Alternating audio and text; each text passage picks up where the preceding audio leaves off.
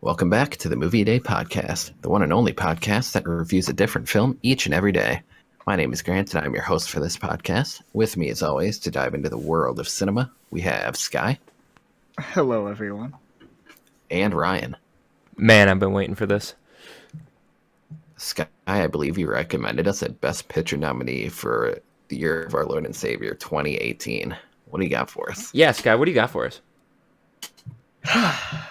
Come on, I want to hear this. I got a movie that was directed by a child rapist known as Alleged. Alleged. Are we going to keep this in? Let the record show that this was Sky's recommended pick.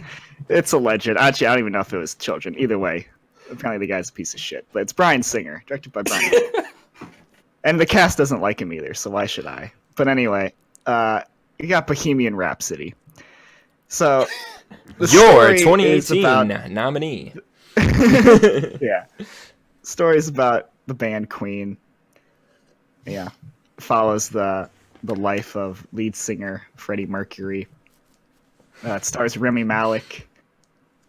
I guess Mike Myers, oddly enough, is in this. And Game of Thrones, Aidan Gillen, Littlefinger, makes an appearance. It's always nice to see some Game of Thrones actors getting some other work. But yeah, I guess, what are your guys' initial thoughts?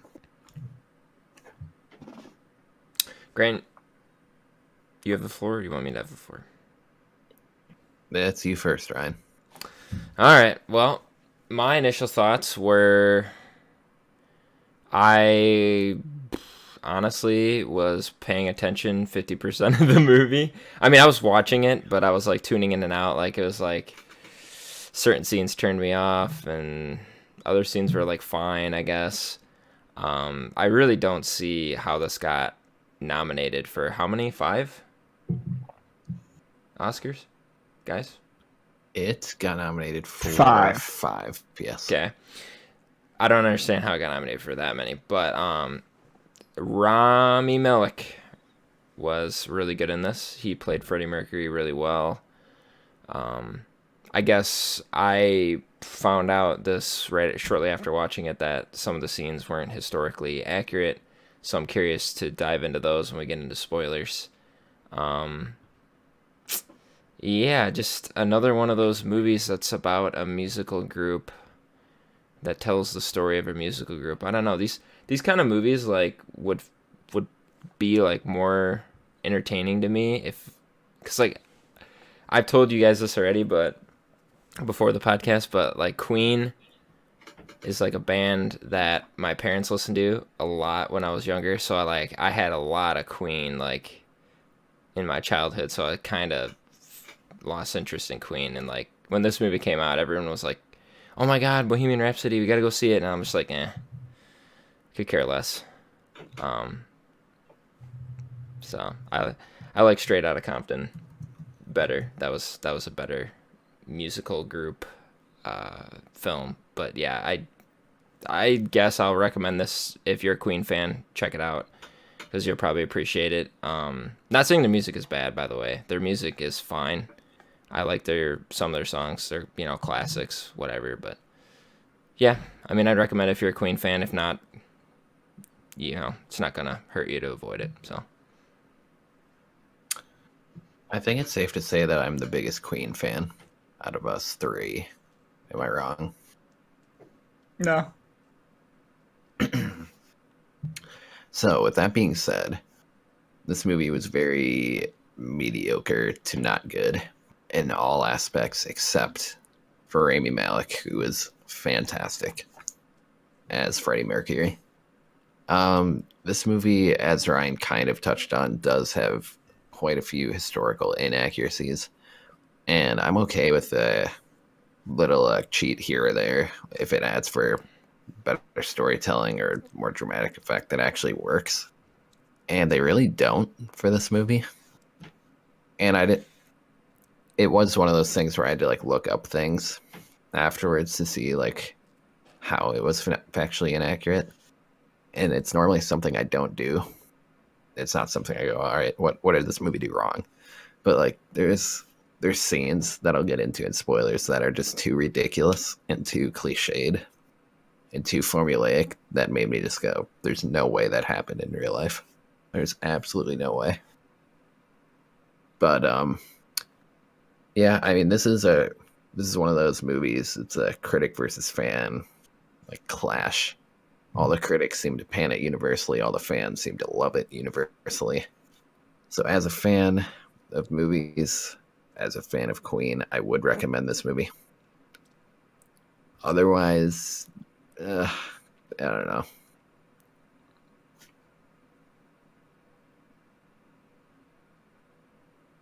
Am I up?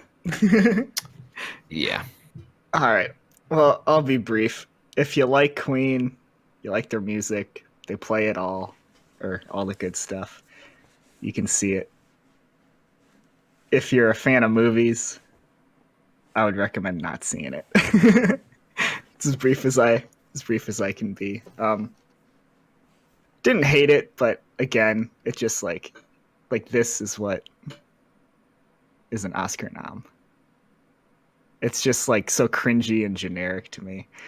I'll wait until we get into spoilers and all that. But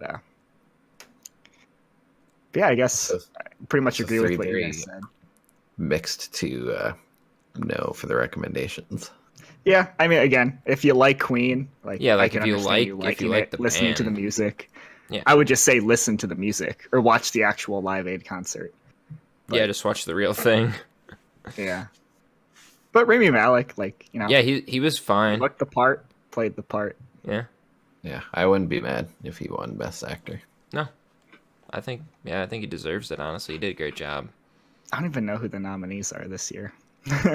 Steve Carell, or not Steve Carell, Christian Bale. And Steve Carell. I was gonna say what? What? He, honest to God, he might be for supporting for Vice. Oh my God, I haven't seen it, but I haven't. Christian Bale is not either, but that was a terrible movie. Also, we can get into that during the Oscar pod. I can't think of anyone else off the top of my head. Besides, Willem Dafoe for that movie where he played Vincent Van Gogh that I'd never heard of until he got nominated. Oh, really? He got nominated for that? I had no idea. Yeah. So spoilers for Bohemian Rhapsody at this point? Yeah, let's do it. And yeah, make sure if you haven't seen Bohemian Rhapsody, you don't want to spoil what happens to the singer. He dies. Yeah. He dies. Spoiler, he dies. Why? We'll get to that later. So the scene that really made me question very early on the legitimacy and the historical accuracy of this movie is where he runs into the band outside of the gig that they were performing right after their lead singer leaves and kind of just shows up and he's like, hey, I can do the thing. And it's like, no, we're good. And then he just starts singing and then they all sing it together. It's like, yeah. That's one of the things I was going to touch on too. See, this is where I'm gonna chime in.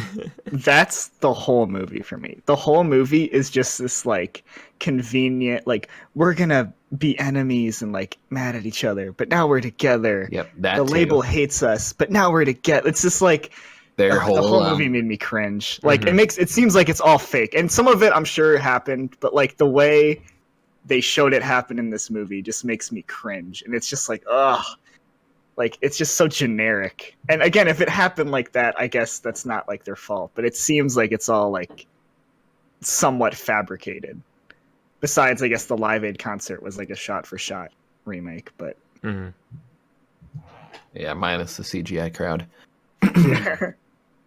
So, the conflict of the band is very, like, staged, too. Because in this movie, it makes it seem that...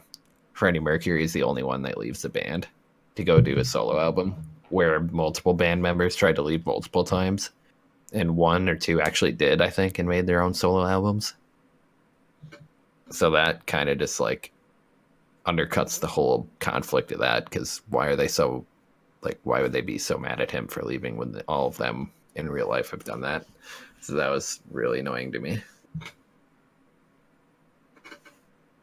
There's a lot of other things too. I would say one big one for me is when they were getting together and like writing songs, and like Freddie Mercury was kind of like talking about how he had an idea for a song, and then they instantly just like made a song like in a few minutes. Like they just time jumped. Like we didn't even get to see like the struggles of making a song. Like the song was just came out perfect every time. Like there was no issues like with them like when they were writing songs, and that's where like it felt fake. Guess, like there's no realistic factor there. But again, like what if it happened like that? Like I don't know if it did. It probably didn't. But I'm just saying like there's that's no what way. like it's so hard to criticize. Like no band just, like, in this world can write songs cringy. That quickly. I would agree. I don't buy it, but who knows? I hate saying it didn't happen if like I wasn't there, but like it just seems so fake. Yeah, it seems unlikely. Yeah, I don't know. That was one thing because like there were several scenes where they did that, or like they were all like in the recording studio, and then they're like, oh hey, here's an idea for a song, let's just add it. Oh, and then tries it out a couple times. Oh, and then it works magically like on the next few tries. It's convenient. I don't know if they were doing that just to like try and get the movie going, instead of spending more time on the development of the band. They wanted to get to the end faster. I don't know, because they cut out a lot of the meat and potatoes in between. Yeah, they just kind of fast forwarded through that part. There's no development there. Yeah, speaking of development, this movie's 2 hours and 15 minutes, and there's probably like a 30-second clip of like family development at the beginning, and then like the arc for 30 seconds at the end with like the dad, where he literally just says the same three like phrases, like good words, good deeds, good man, or something to that effect. Yeah, he says it at the beginning. Comes great responsibility. Yeah, like he says that at the beginning, and it's like meant to like not shut him, like make him feel bad. And at the end, he says it, and it's like an uplifting thing. And he's like, "I love you, Dad." And like you said it, Grant. Like, and then he's like, his parents or his mom and his whoever else was there was like, "Oh, we love you too." Yeah, and he's like, "Love you guys too." He leaves. Yeah, like what little development he had was with his dad. So it's kind of funny, that whole scene at the end kind of summed up that whole relationship. It's like, "Oh, I love you, Dad." As he's walking out the door, "Oh, we love you too." Yeah, I love you too. Just leaves. Yeah. But the end is like really where the historical inaccuracies really kind of take head, because he didn't actually get diagnosed with AIDS until I think like 2 years after the Live Aid concert. Oh, really? Holy shit. Yeah. And they might have went on to do another album after the Live Aid. I can't remember like exactly, but they just really wanted to end on that high note with the Live Aid. But they're like, "Oh, we got to get the AIDS in there too." Yeah. Yeah. Live Aid. Well, like, AIDS. because you would think like after he got diagnosed with AIDS, that it would kind of affect his performance. Like that's what I thought, and I'm like, wait, but if it affects his performance in the movie, that's not what happens in real life. Because in real life, like he does that concert, flawlessly. Yeah, like he probably had it at that point, but he didn't get diagnosed. Yeah. Like, he definitely had it, but like when you don't know that you have it, it's not in your head, and it doesn't like mess with you. And the way he finds out is so fucking hilarious, yeah, I know. He just like coughs into the tissue and there's like blood on it, and then he like watches something on TV. It's like an AIDS epidemic. It's like, oh man, I better go get it checked out. He has it. And how he correlates like the blood like splatter like to that, because like I'm pretty sure in like the TV like they didn't even talk about like coughing up blood or anything. He's just kind of like watching TV and he's like, sounds like me. Better go look. Yeah. And then another thing with the ending too, like all these really important things in his life that he's getting closure on are like happening all in like the same day. Like it's a mess. Like he goes and finds this random lover who again didn't really have any development. He had like one scene prior to that. Then got him, brought him to dinner or brought him to lunch or whatever with the family. Came out to them, had the moment with his dad, and then talked with his girl friend, and then did the Live Aid. It's like all in one day. It's like, Jesus. You gotta cram all that in there, I guess. Yeah, it's a busy day. Yeah. Sounds Yeah, like all you these could have been doing some of those scenes instead of just doing the recording room scenes for like an hour. Well, that's what I'm saying, right? Like, it's just all super convenient. And then, like, you have all these emotional things happening at the end. It's just like, oh my God, I'm rolling my eyes. Like, really? All this emotional stuff is happening all at the same time? Like, ugh. And the editing. But then again, I don't know if it all happened that way. I don't think so. But, well, I guess you already said the AIDS thing didn't happen until 2 years later, so. Yeah, that's a big one. Like, the editing throughout, like, especially the concert scenes was like really hard to like follow because like the camera would cut like every 2 seconds. It was like cutting to like a different section of the stage, or he's doing a different move, you know, or he's dancing along the stage. And this film got nominated for that.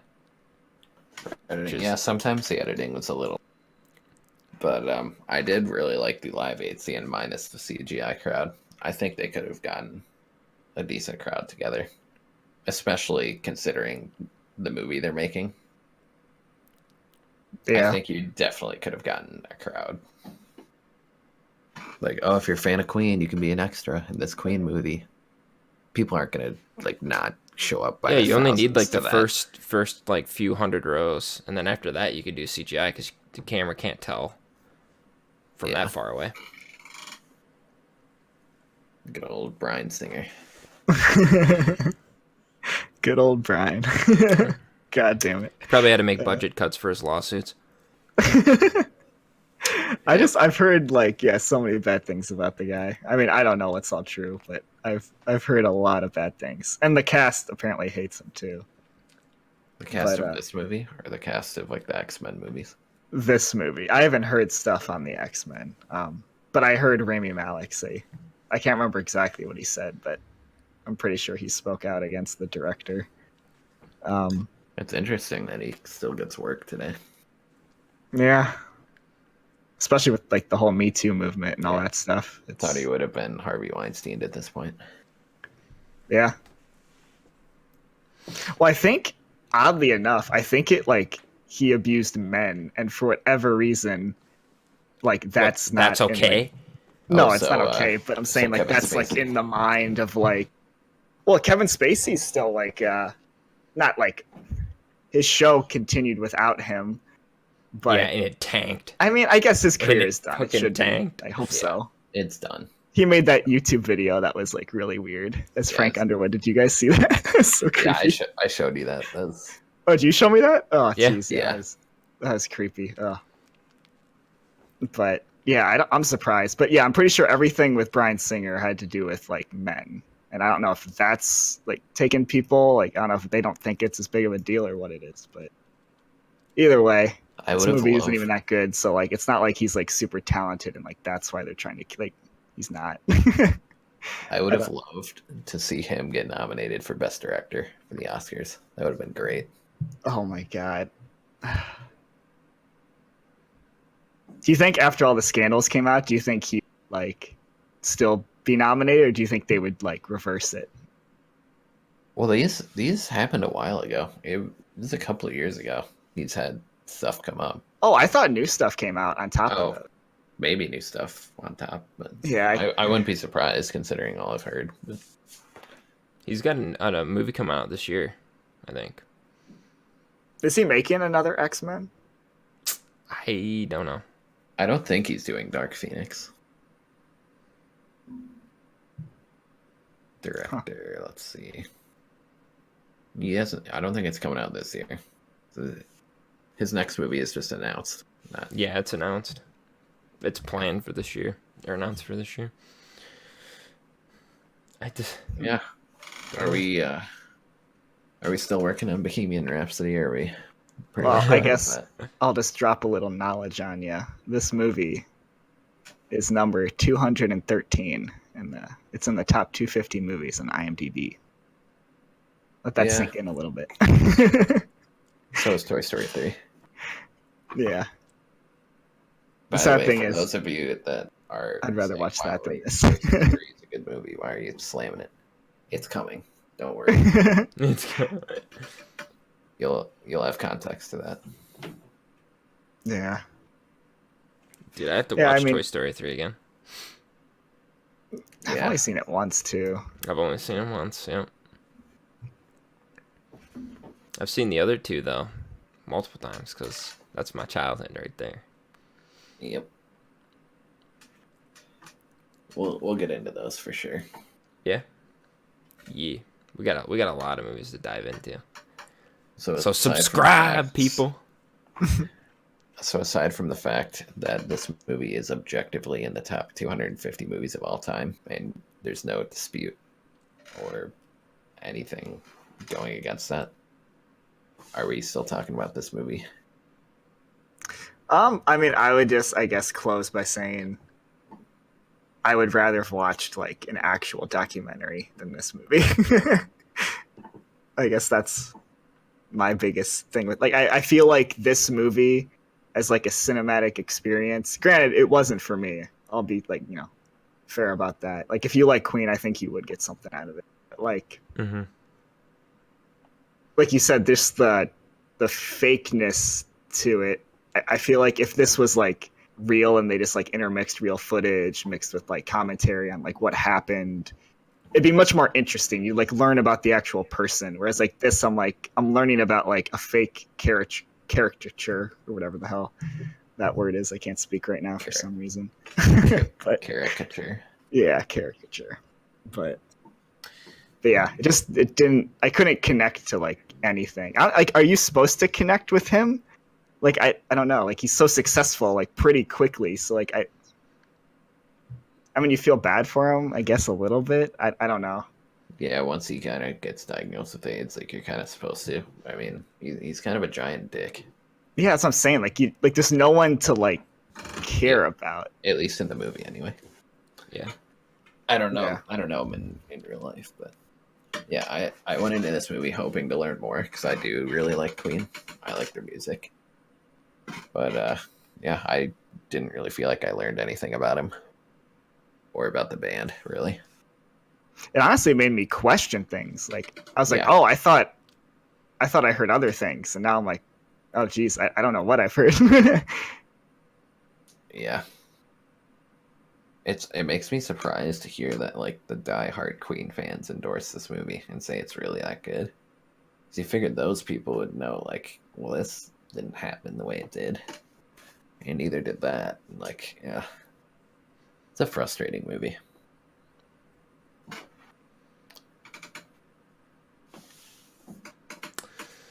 Yeah, about it. That's all I gotta really say about it. Yeah, I can't think of anything else really. It's really long. It's really just a personal preference movie. It really is. Yeah, like if you loved Queen and you're like, I like this movie. Like, yeah, like I don't mind Queen. That's weird, but it's just as a movie, it did not do it for me. Yeah, like if I was a diehard Queen fan, I'd probably be a little pissed off that they kind of botched it. Yeah, that's true as well. So either way, I'd be pissed about this movie. So yeah, I'd really like to have an actual discussion with this movie with a diehard Queen fan that really liked the movie. I'm really curious to see where their enjoyment came from. Yeah, because I'm sure you could watch live footage of Queen singing all their hits. Yeah. It's like, wouldn't you rather do that? Their Live Aid performance in its entirety is on YouTube. Yeah, but I mean beyond that even, right? Like I'm sure you can find even more. Yeah. Yeah. So, they have live concerts. They had cameras back there. Yeah. So in color. From a movie standpoint, that's why I can't recommend it. But if you liked Queen, I would, I guess. But yeah. All right. it's gonna win Best Picture. No, No, it won't. it's gonna be Roma. No, Yeah, it probably will be It's gonna Roma. be Black Panther. That would be great. That's I what hope so. hoping. I'm gonna clap if they do that. So, Ryan, I believe you are the next recommendee. Wait, are we doing our That's the ratings? right word. Oh yeah, we gotta give our signature ratings first. Yeah, our arbitrary ratings. I'll go with a 4. I was gonna go with a 5, but Raimi can't carry the movie that. That's exactly what I had. I had it as 4 as well. Wow. You know what? I'm not even gonna say my rating because it's it's the same. It's a 4. Jesus. There you go. I guess I had it at a 3 actually, but then I switched it to a 4 because I was like, you know what? I can appreciate what they were trying to do, but not really. It's very generous of you, Ryan. I'm sure the filmmakers To go up 1 point from 3. And But yeah, all of our so, ratings, obviously 4 stars out of 5. Yeah. 4 out of 10. Yeah, I'm this was on a clarify that 5-point grading scale. now. No. 4 out of 10. I'm actually my grading scale is on a 20-point system, so 4 out of 20. Yeah, I'm gonna go with a 4.2 on this movie. Oh yeah, so 3.9 for me. I rounded up. Now, so my recommendation for what we are gonna watch next. Now, I don't know if you guys have seen this or not. So I'm taking a shot in the dark. The movie is called. It's new, not new, but like it was like recently added to Amazon. New. That's what I mean by new. The Squid and the Whale. Yep, We've seen it. It's been on my watch list, and like I got a notification that it was added, so that's what we're watching. Alrighty. Yeah, isn't it, Grant? Isn't that the guy who No. writes all of Wes Anderson? Yeah, he writes a good portion of Wes Correct. Anderson. Okay. That's what I thought. Noah Baumbach. Yeah, that's his name. Funny enough, he actually wrote the screenplay for Madagascar 3. I didn't even see Madagascar 3. I've only I've seen seen the second one. I've seen the first one. I've seen the first one. I've seen the For first sure, one. multiple times. Grant. In multiple languages. Wait, that's right. That's yeah, right. for whatever reason, we had the privilege of watching that in German class. We did. And it was even funnier in German. Alright, so The Squid and the Whale will be next. Yeah. Wait, have you guys only seen it once? Yeah. Yes. Perfect. I kind of figured you guys seen it because it's kind of a movie that got like a high rating ish. Yeah, we only And a see high the critic movies score. with the high ratings. Yeah. We don't dabble in those. Well, I could have picked one in one of the lower Except ratings. Bohemian Rhapsody. This movie has an 8.2 on IMDb. It is a Yes. high-rated movie. But it's Yeah. got a 49 Metascore. It's true. Let that sink in. Where the real fans at? All right. If you like this podcast, don't forget to subscribe to the channel as well as leave a like and a comment. We would love to hear your thoughts, suggestions, and recommendations. To keep up with updates and other news regarding this podcast, follow our Twitter and like our Facebook page listed in the description below. Anything else you guys want to add? Ayo. Ew. No, that's it.